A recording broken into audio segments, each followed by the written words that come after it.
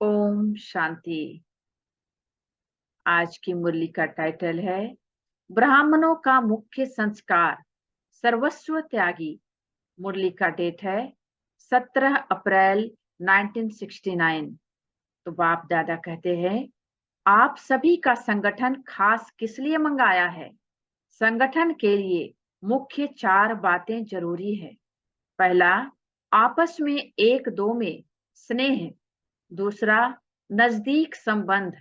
तीसरा, सर्विस की जिम्मेवारी। और चौथा, ज्ञान योग की धारणा का सबूत। इन चारों बातों में तैयार हो। एक दो में स्नेही कैसे बनना होता है। स्नेही बनने का साधन कौन सा है। यह जो एक दो से दूर हो जाते हैं, उसका कारण यह है क्योंकि एक दो के संस्कार, एक दो के संकल्प नहीं मिलते हैं। सभी के संकल्प संस्कार एक हो कैसे सकते हैं। तो किसी ने कहा, संस्कार तो हर एक के अपने अपने होते हैं। संगम युगी ब्राह्मणों का मुख्य संस्कार कौन सा है।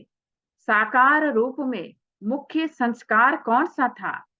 जो ब्रह्मा का संस्कार, वह ब्राह्मणों का। साकार ब्रह्मा का मुख्य संस्कार कौन सा था। ब्रह्मा में तो वह संस्कार संपूर्ण रूप से देख लिया, लेकिन ब्राह्मणों में यथा योग यथा शक्ति है। उनका मुख्य संस्कार था सर्वस्व त्यागी। निरहंकारी का मतलब ही है सर्वस्व त्यागी। अपना सब कुछ त्याग कर लेते हैं। सर्वस्व त्यागी होने से सर्व गुण आ जाते हैं। दूसरों के अवगुणों को न देखना, यह भी त्याग है। त्याग का अभ्यास होगा तो यह भी त्याग कर सकेंगे। सर्वस्व त्यागी अर्थात देह के भान का भी त्याग। तो ब्राह्मणों का मुख्य संस्कार है सर्वस्व त्यागी। इस त्याग से मुख्य गुण कौन से आते हैं। सरलता और सहनशीलता। जिसमें सरलता सहनशीलता होगी, वह दूसरों को भी आकर्षण जरूर करेंगे और एक दो के स्नेही बन सकेंगे। अगर सरलता नहीं तो स्नेह भी नहीं हो सकता। एक दो में स्नेही बनना है तो उसका तरीका यह है। एक तो सर्वस्व त्यागी देह सहित। इस सर्वस्व त्यागी से सरलता सहनशीलता आपे ही आएगी। सर्वस्व त्यागी की यह निशानी होगी, सरलता और सहनशीलता। साकार रूप में भी देखा ना, जितना ही नॉलेजफुल उतना ही सरल स्वभाव, जिसको कहते हैं बचपन के संस्कार। बुजुर्ग का बुजुर्ग, बचपन का बचपन। आप सभी की चलन ऐसी हो जो आपकी चलन से बाप और दादा का चित्र देखने में आए। बोलने से नहीं, चलन से चित्र देखने में आएगा। ऐसी चलन अभी है। आपकी चलन से बाप दादा का चित्र देखने में आता है। देखने में तो आता है, लेकिन कभी कभी जब उस स्थिति में रहकर सर्विस करते हो, तब आपकी वाणी से, सूरत से समझते हैं कि इन्हों को ज्ञान देने वाला बहुत ऊंचा है। कहते हैं ना, आपकी चलन से बाप दादा के चित्र देखते हैं। लेकिन कभी कभी आपका भी कैमरा हो, आपके कैमरे में बाप दादा के चित्र छुपे हुए हैं, वह कभी कभी दिखाते हो। क्यों सदैव वही चित्र चलन से क्यों नहीं दिखाते हो। किसी ने कहा, पुरुषार्थ है। यह पुरुषार्थ शब्द कहाँ तक चलना है। कितना समय अभी पुरुषार्थ करना है। क्या अंत तक ऐसे ही कहते रहेंगे कि हम पुरुषार्थी हैं। जैसे अब कह रहे हो, ऐसे ही अंत तक कहेंगे। पुरुषार्थ शब्द भी अब चेंज होना है। भले पुरुषार्थी तो अंत तक रहेंगे, लेकिन वह पुरुषार्थ ऐसा नहीं होगा जैसे अभी कहते हो। पुरुषार्थ का अर्थ ही है जो एक बार गलती हो फिर दूसरे बारी न हो। ऐसा पुरुषार्थ है। पुरुषार्थ का जो अर्थ है, उसमें प्रैक्टिकल में आना है। एक ही भूल बार बार हो तो उसको पुरुषार्थ कैसे कहेंगे। पुरुषार्थ का लक्ष्य जो होना चाहिए, वह पुरुषार्थी बनने का भी पुरुषार्थ करना है। बाकी इस तरह का पुरुषार्थ शब्द भी निकल जाना चाहिए। एक दो के स्नेही कैसे बन सकेंगे? सिर्फ पत्र व्यवहार करना, संगठन करना, इससे नहीं बनेंगे। यह तो स्थूल बात है, लेकिन एक दो के स्नेही तब बनेंगे जबकि संस्कार और संकल्पों को एक दो से मिलाएंगे। उसका तरीका भी बताया। सर्वस्व त्यागी। सर्वस्व त्यागी की निशानी क्या होगी? तो सरलता, सहनशीलता। यह बातें जब धारण करेंगे तब स्नेही बनेंगे। सरलता लाने के लिए सिर्फ एक बात जरूर वर्तमान समय ध्यान में रखनी है। वर्तमान समय देखा जाता है, आजकल की स्थिति जो है वह कुछ स्तुति के आधार पर है। स्तुति और निंदा दो शब्द है ना, तो वर्तमान समय स्तुति के आधार पर स्थिति है। अर्थात जो कर्म करते हैं उनके फल की इच्छा व लोभ रहता है। कर्तव्य के फल की इच्छा ज्यादा रखते हो। स्तुति नहीं मिलती है तो स्थिति भी नहीं रहती। स्तुति होती है तो स्थिति भी रहती है। अगर निंदा होती है तो निधन के बन जाते हैं, अपनी स्टेज को छोड़ देते हैं और धनी को भी भूल जाते हैं। तो यह कभी नहीं सोचना कि हमारी स्तुति हो। स्तुति के आधार पर स्थिति नहीं रखना। स्तुति के आधार पर स्थिति रखी तो डगमग होते रहेंगे।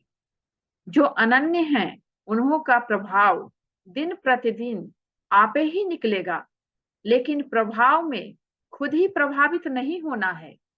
यहाँ ही फल को स्वीकार कर लिया तो भविष्य फल को खत्म कर लेंगे। जितना गुप्त पुरुषार्थ उतना गुप्त मददगार, उतना ही गुप्त पद बन जाता है। दूसरे भले कितनी भी महिमा करे, लेकिन उनकी महिमा के प्रभाव में खुद प्रभावित नहीं होना है। कोई भी कार्य करना है तो संगम पर ठहर कर जजमेंट करना है, क्योंकि आप सभी संगम योगी कहलाते हो। इसलिए जो भी बात होती है, हर बात के दो तरफ तो होते हैं। दोनों तरफ से संगम पर ठहर जजमेंट करनी है। न उस तरफ ज्यादा, न इस तरफ ज्यादा। संगम पर ठहरना है। तुम संगम युगी ब्राह्मणों का जो भी कर्तव्य चलता है वह संगम पर नहीं ठहरता है। इस तरफ वह उस तरफ चला जाता है। जैसे आप लोग गृहस्थ व्यवहार में रहते हो और सर्विस में भी मददगार हो, तो दोनों तरफ संभालने के लिए बीच में ठहरना पड़ेगा। दोनों के बीच की अवस्था में स्थित रहना है। संगम पर होंगे तो दोनों को ठीक करेंगे। तुम्हारा खान पान, पहनना आदि सभी बीच का ही है। इस रीति जो जजमेंट करते हो तो बीच की स्थिति में स्थित होकर दोनों तरफ की जजमेंट कर फिर चलना है। कई बातों में दिखाई पड़ता है, इस तरफ व उस तरफ विशेष हो जाते हो। होना चाहिए बीच में। बीज की अवस्था है बीज, बिंदी। जैसे बीज सूक्ष्म होता है, वैसे बीज की स्थिति भी सूक्ष्म है। उस पर ही ठहरने की हिम्मत और तरीका चाहिए। यह भी लक्ष्य दिया हुआ है, कहाँ बालक हो चलना है, कहाँ मालिक हो चलना है। जहां मालिक हो चलना है वहां बालक नहीं बनना है, और जहां बालक बनना है वहां मालिक नहीं बनना चाहिए। यह भी बहुतों से मिसअंडरस्टैंडिंग हो जाती है। यह भी चेकिंग बहुत रखनी है। बालकपन भी पूरा तो मालिकपन भी पूरा रखना है। इसलिए कहा कि संगम पर ठहरना है। सिर्फ बालक भी नहीं बनना है और सिर्फ मालिक भी नहीं बनना है। दोनों गुण होने से सभी ठीक चला सकेंगे। बालकपन अर्थात निसंकल्प हो, जो कोई भी आज्ञा मिले, डायरेक्शन मिले, उस पर चलना। मालिकपन अर्थात अपनी राय देना। किस स्थान पर मालिक बनना है वह स्थान और बात देखनी है। सभी जगह मालिक नहीं बनना है। जहां बालक बनना है वहां अगर मालिक बन जाएंगे तो फिर संस्कारों का टक्कर हो जाएगा। इसीलिए आपस में एक दो के मददगार बनने के लिए दोनों ही बातें धारण करनी है, नहीं तो संस्कारों का टक्कर होगा।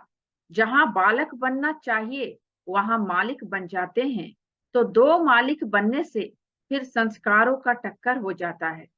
मालिक भी बनना है, बालक भी बनना है।